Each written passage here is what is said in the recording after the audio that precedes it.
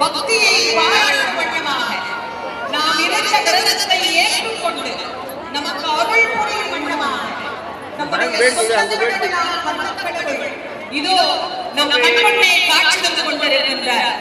சூறாதி அவனங்களை வீழ்த்த புறப்பட்டவர் நம்மிடத்தில் இருக்கின்ற துன்பங்களையும் நீக்கி நமக்கும் வாழ்க்கையில் எல்லா விதமான நலன்களையும் தந்து அருள வேண்டும் என்ற அந்த தங்கக்கடவுளை எல்லோரும் வேண்டி மகிழ வேண்டும். பாதுகாப்பாக ஒருத்தர் கூட்டத்துல தயவு பண்ணி தள்ளாதீங்க. நான் திரும்ப உங்களுக்கு அன்போடு தெரிவித்துக் கொள்கிறேன். பாதுகாப்பாக அனைவரும் இருந்து இந்த கந்தசஷ்டி சூசகார பெருவிழாவை சிறப்பித்து தர வேண்டும். மாண்புமிகு தமிழ்நாடு முதலமைச்சர் அவர்களின் சீரிய வழிகாட்டுதலின்படி அத்தனை பேரும் சேர்ந்து இதை சிறப்பா ஏற்பாடு செஞ்சிருக்கிறாங்க. ஏன்னா நம்ம ஒவ்வொருத்தருக்கும் பாதுகாப்பு மிக மிக அவசியமானது. கூட்டத்துல முன்ன பின்னே இருக்கிறவங்க கவனமா நில்லுங்க.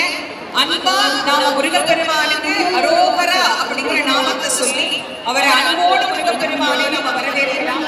சூரபகவன் தான் உலகில் பெரியவர், தன்னை விட யாரும் பெரியவர் இல்லை என்கிற ஆணவத்தோடு வாழ்ந்தவர்.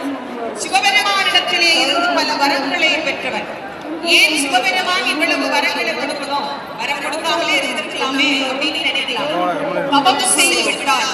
ஒருவர் ஒழுக்கத்தோடு தவம் செய்தார். அந்த தவத்திற்கு உண்டான பலனை இல்லை என்று மறுக்க இறைவனால் இயலாதான்.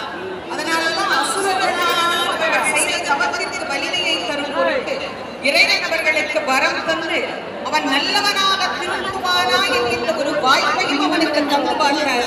ஆனால் அவன் திருந்துவதற்கு வாய்ப்பில்லை. அதன் பிறகுதான் முருகப்பெருமான் அவனுடைய ஆணவத்தை அழிப்பதற்காக சிவனே உருவொண்டு வந்துதான் அழிப்பவன் என்கின்ற வரத்தை நிறைவேற்றும் வண்ணமாக முருகப்பெருமான் அவதரித்தார்.